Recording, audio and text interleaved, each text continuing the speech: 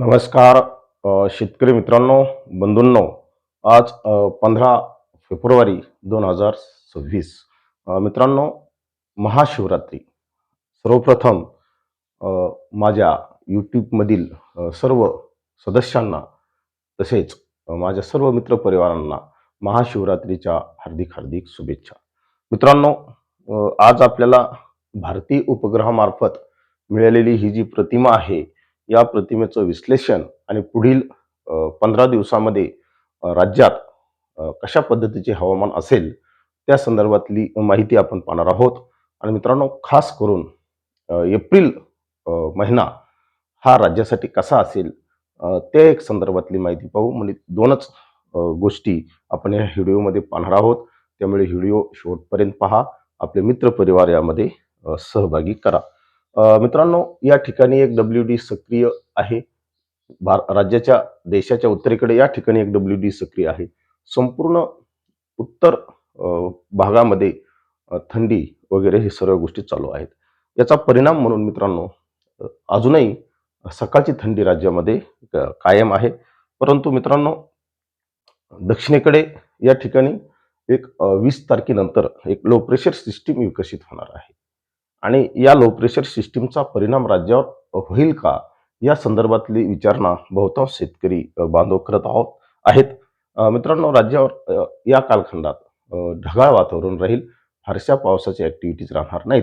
हलका पाऊस मित्रांनो दक्षिणेकडून मराठवाड्याचा जो दक्षिण भाग आहे, यामध्ये लातूर, धाराशिव, उदगीर वगैरे भागामध्ये पावसाच्या हलक्या ऍक्टिव्हिटीज चालू होतील. फार काही पाऊस नाही.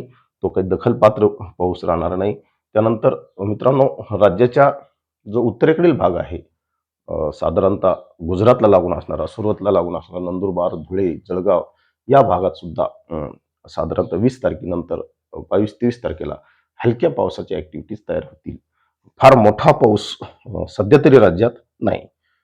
परंतु मित्रांनो, राज्यात कशा पद्धतीचा पाऊस असेल, त्याचं एक माहिती सांगणारं हा नकाशा NCEP GSF मॉडेलने याचं फॉरकास्ट केलेलं आहे. मित्रांनो, ही पहा दक्षिणेकडील पावसाची स्थिती. संपूर्ण दक्षिण भारत हा पावसाच्या ऍक्टिव्हिटीमध्ये दाखवलेला आहे. मध्य भारतात जो मध्य प्रदेशचा जो भाग आहे, या ठिकाणी काही पावसाची ऍक्टिव्हिटी आहे. आंध्र प्रदेशचा भागात आहेत. आणि याचा परिणाम मित्रांनो राज्याच्या दक्षिणेकडे म्हणजे लातूर, धाराशिव, उदगीर वगैरे जे जिल्हे घेतले, नांदेड दक्षिणेकडे, अति दक्षिणेकडे मराठवाड्याच्या सोलापूरचा भाग असेल, या भागात पावसाच्या ऍक्टिव्हिटीज होतील. अंतर्गत महाराष्ट्रात फारशा पावसाच्या ऍक्टिव्हिटीज राहणार नाहीत. हा मित्रांनो 21 तारखेच्या नंतरचा आपल्याला माहिती सांगणारा हा नकाशा आहे. हा एक महत्वाचा भाग झाला. मित्रांनो, त्यानंतर दुसऱ्या या मॉडेलनुसार आपण समजून घेऊ. या मॉडेलने सुद्धा दक्षिणेकडूनच पावसाच्या ऍक्टिव्हिटीज दाखवलेल्या आहेत. आंध्र प्रदेशला लागून असणारा जो भाग आहे, कर्नाटकला लागून असणारा जो भाग आहे, या भागात महाराष्ट्राच्या पावसाच्या ऍक्टिव्हिटीज होतील. ढगाळ वातावरण होईल. फार काही मोठा पाऊस नाही. मध्य प्रदेशमध्ये होईल. या सर्वांचा परिणाम राज्यावर निश्चित ढगाळ वातावरण होऊन हलक्या पावसाची शक्यता निर्माण होईल.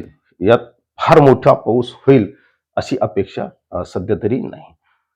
राज्यात पुढील काळात टेम्परेचर कसे असेल ते दर्शवणारा हा नकाशा आहे. मित्रांनो, IMDनेच हा नकाशा आपल्याला दिलेला आहे. आपण जर पाहिलं तर मित्रांनो, महाराष्ट्रात बहुतांश भागामध्ये टेम्परेचरचं प्रमाण वाढणार आहे. या ठिकाणी मित्रांनो गुलाबी कलर दिसत आहे. 34 डिग्री तापमानापर्यंत राज्यात मित्रांनो 15 तारखेनंतर 21 तारखेनंतर तापमान वाढायला सुरुवात होईल. जवळपास 35 ते 36 डिग्री तापमान मित्रांनो मराठवाड्याच्या भागात असेल, समुद्र सपाटीच्या किनारपट्टी भागात असेल, संपूर्ण पूर्व विदर्भ आहे, पश्चिम विदर्भ आहे, संपूर्ण राज्यात तापमान पारा हा वाढलेला असेल. फक्त आपल्याला हा जो केशरी कलर दिसत आहे मित्रांनो, राज्याच्या मध्यवर्ती भागात, छत्रपती संभाजीनगरच्या भागात, त्या नाशिक पूर्व भागात आपल्याला थोडंसं तापमानाचं प्रमाण काही अंशी त्या ठिकाणी कमी दिसत आहे. म्हणजे एकूण आपण जर नजर टाकली तर तापमानाचा पारा हे आता वाढत जाणार आहे. हे मात्र आता निश्चित झालेलं आहे. 15 फेब्रुवारी नंतर यात हळूहळू वाढ संभवते. रात्रीचं तापमान सुद्धा वाढणार आहे, दिवसाचं सुद्धा तापमान वाढणार आहे. अ, हा नकाशा आपल्याला ते दर्शवतो. मित्रांनो, बहुतांश शेतकरी बांधव एप्रिल कसा असेल, मार्च कसा असेल या संदर्भातली विचारणा करत आहेत. तर मित्रांनो, मार्चचा जर आपण विचार केला तर साधारणतः 15 मार्चपर्यंत राज्यात पावसाच्या फारशा ॲक्टिव्हिटीज नाहीत. परंतु 15 मार्चच्या नंतर राज्यात पावसाच्या ॲक्टिव्हिटीज वाढतील. हा मित्रांनो अ, आपल्याला एप्रिल महिना कसा असेल हे दर्शवणारा हा आलेख आहे, हा नकाशा आहे. तर या ठिकाणी आपण जर पाहिलं तर संपूर्णपणे आपल्याला मित्रांनो ग्रीन कलर दिसत आहे. आणि याच्याकडे आपण जर नजर टाकली तर मित्रांनो किती मिलीमीटर पर्यंत पाऊस पडू शकतो, तर साधारणतः मित्रांनो 10 मिलीमीटर ते 30 मिलीमीटर पर्यंत अ, पावसाच्या हलक्या सरी एप्रिलमध्ये होऊ शकतात. एप्रिल मित्रांनो हा वादळी राहणार आहे. एप्रिलमध्ये पावसाच्या ॲक्टिव्हिटीज वाढणार आहेत. ते दर्शवणारा तर कुठं वाढणार आहेत? तर मित्रांनो पूर्व विदर्भात याचं प्रमाण जास्त असणार आहे, पश्चिम विदर्भात असणार आहे. संपूर्ण जो हा पट्टा आपल्याला दिसत आहे, किनारपट्टी भाग सोडून हा संपूर्ण पट्टा दिसत आहे. अगदी धुळे ते सोलापूर, ज्याला आपण पर्जन्य छायेचा प्रदेश म्हणू, मराठवाडा त्यामध्ये आला, अहिल्यानगर आला, संपूर्ण पुणे पूर्व आला भाग.